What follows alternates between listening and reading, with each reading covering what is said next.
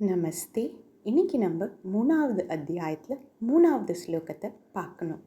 ஸ்ரீ பகவானுவாச்ச லோகேஸ்மின் த்விவிதா நிஷ்டா புரா ப்ரோக்தா மயா நக ஞானயோகேன சாங்கியானாம் கர்மயோகேன யோகினாம்.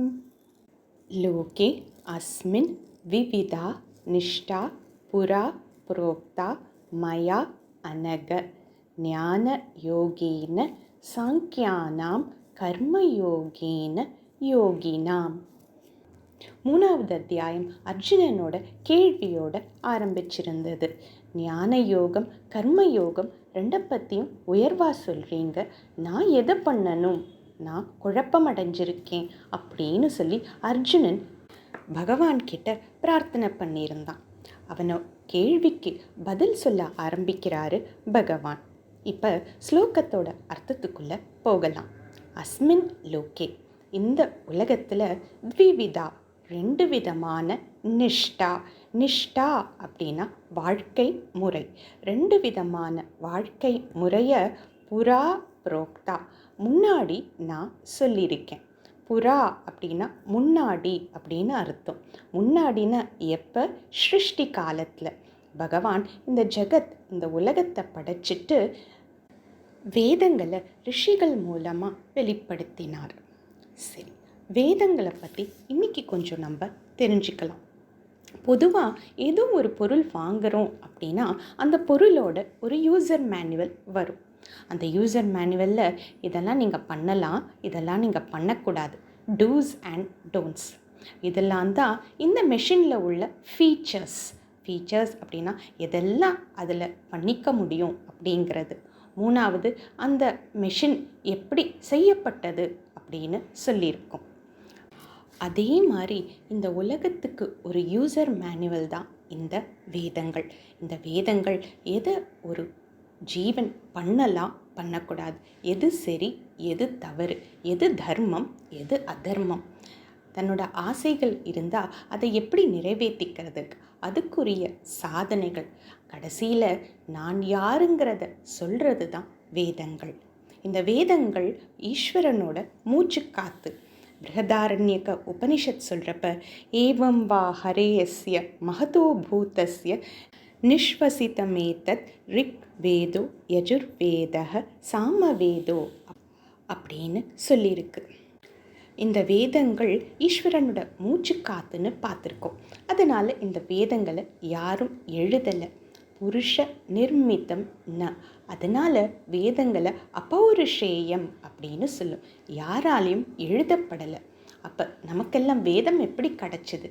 ரிஷிகள் ஆழ்ந்த தியானத்தில் வேத மந்திரங்களை பார்த்தாங்க. அதனால் ரிஷிகளை மந்திர திரஷ்டாக அப்படின்னு சொல்லுவோம். யார் வேத மந்திரங்களை தன்னோட ஆழ்ந்த தியானத்தில் பார்த்தாங்களோ. நம்ம வேதத்தை யூசர் மேனுவல் அப்படின்னு பார்த்தோம். அப்போ ஒரு மனுஷனுக்கு வேதங்கள் 4 ஆசிரமங்களை விதிக்கிறது. பிரம்மச்சரிய ஆசிரமம், கிரகஸ்தாசிரமம், வானப்பிரஸ்தாசிரமம், சந்நியாசாசிரமம். பிரம்மச்சரிய ஆசிரமம் அப்படிங்கிறது சின்ன வயசில் குருகுலத்தில் போய் பாடம் படிக்கிற வயசு. அடுத்து வர்றது கிரகஸ்தாசிரமம். இந்த கிரகஸ்தாசிரமத்தில் கல்யாணம் பண்ணிட்டு காசு சம்பாதிக்கலாம், அவன் தனக்கு என்ன ஆசைகள் இருக்கோ அதை நிறைவேற்றிக்கலாம். வேதம் அதுக்கு சாதனைகளையும் சொல்லும். அடுத்து கொஞ்சம் வயசான பிறகு காட்டுக்கு போகிறது அந்த காலத்து பழக்கம். மகாபாரதத்துலேயுமே நம்ம திருதராஷ்டிரன் எல்லாருமே காட்டுக்கு போகிறத பார்ப்போம். அது வானப்பிரஸ்தாசிரமம். அங்கே காட்டுக்குள்ளே போய் அவங்க சாதனைகளை செய்ய ஆரம்பிக்கிறாங்க. கடைசியில் சந்நியாசாசிரமம், எல்லாத்தையும் விடுறது. இப்படி வேதங்கள் ஒரு மனுஷனோட வாழ்க்கையில் 4 ஆசிரமங்களை சொல்கிறது.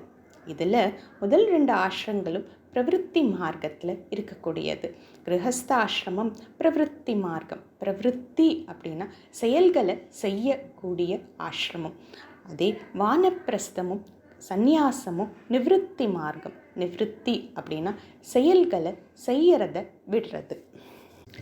இங்கே பகவான் விவிதா நிஷ்டா அப்படின்னு சொல்கிறதன் மூலமாக 2 விதமான வாழ்க்கை முறைகள், அதாவது பிரவிற்த்தி உள்ள வாழ்க்கை முறை, அடுத்து நிவிருத்தி உள்ள வாழ்க்கை முறை. பிரவிற்த்தி அப்படின்னா செயல்களை செய்யறது, நிவிருத்தி அப்படின்னா செயல்கள் செய்யாமல் சந்நியாசம் எடுக்கிறது. இப்போ அடுத்த வரியில் பகவான் என்ன சொல்கிறார் அப்படின்னு பார்ப்போம். ஞான யோகேன சாங்கியானாம். இங்கே சாங்கியர்கள் அப்படின்னா யார் நிவிருத்தி மார்க்கத்தில் இருக்காங்களோ, ஆச்சாரியர் சங்கராச்சாரியரோட பாஷ்யத்தில் ஆத்ம அனாத்ம விஷய விவேக விஜானவதாம், யாருக்கு ஆத்ம அனாத்மா அந்த விஷயத்தில் விவேகம் ஏற்பட்டிருக்கோ, பரிபூர்ண விவேகமும் வைராகியமும் உள்ளவர்கள் சந்நியாசிகள், அப்படிப்பட்ட சாங்கியர்கள். ஸோ சாங்கியர்கள் அப்படின்னா இங்கே நிவிருத்தி மார்க்கத்தில் இருக்கிறவர்கள், அவர்களுக்கு ஞான யோகம். கர்மயோகேன யோகினாம். இங்கே யோகினாம் அப்படின்னா கர்மால ஈடுபட்டு கொண்டிருக்கிறவர்கள், அதாவது பிரவிற்த்தி மார்க்கத்தில் இருப்பவர்கள். ஸோ அப்படி பிரவிற்த்தி மார்க்கத்தில் இருப்பவர்களுக்கு கர்மயோகம் அப்படின்னு பகவான் 2 சாதனைகளையும் 2 வாழ்க்கை முறையோட சம்பந்தப்படுத்தியிருக்காரு. யோக அப்படிங்கிற பதமே யுஜ் அப்படிங்கிற சம்ஸ்கிருத தாத்துவிலிருந்து வர்றது. யுஜ்யத்தே அனேன சேர்த்து வைப்பது. ஞான யோகம் அப்படிங்கிறது பிரம்மனாசக யுஜ்யத்தே, பிரம்மத்தோடு சேர்த்து வைக்கிறது ஞானம்ங்கிற சாதனை மூலமாக. அதே மாதிரி கர்மயோக, அங்கே கர்மா சாதனை ஞான யோகத்தோடு நம்மளை சேர்த்து வைக்கிறதுக்கு. இப்போ அடுத்து ஒரு கேள்வி வரலாம். வாழ்க்கை முறை அப்போ அவசியமா? ஞான யோகம்னா கண்டிப்பாக சந்நியாசம் தேவையா அப்படின்ற கேள்வி வரலாம். அதுக்கு சாஸ்திரங்களிலிருந்து சில உதாரணங்களை பார்க்கலாம்.